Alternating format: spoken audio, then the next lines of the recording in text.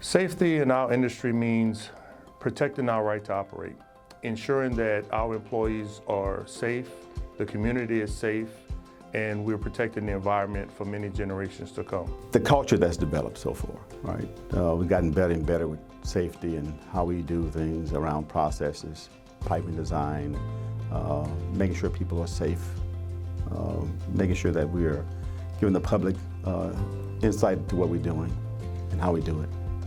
We have total buy-in from the top down, from upper management to the newest employee that walks in the door. We kind of instill that, and it's really all due to the people that are on the front line and our upper management completely buying in and being receptive to safety being a first priority. We believe that by making it easier for our employees to access our safety training and be able to conduct that training in real time and collect that data in real time will make our safety culture change like we've never seen it before. We really focus on stop work authority.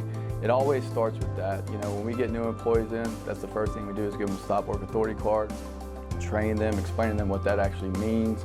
And it's an empowering tool so that, when you're outside working, you're doing a different task, you feel empowered to say, hey, I don't feel right, this doesn't feel safe. The recordable rate in the chemical plants, or industry here in the Louisiana or Greater Baton Rouge area is about 0.2.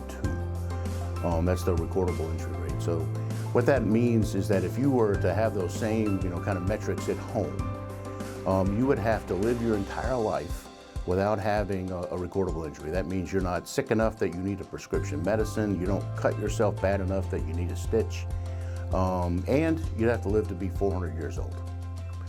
So that's the equivalent of what it means to work in a chemical plant. You are or in an industrial plant, you are far safer than you are at home.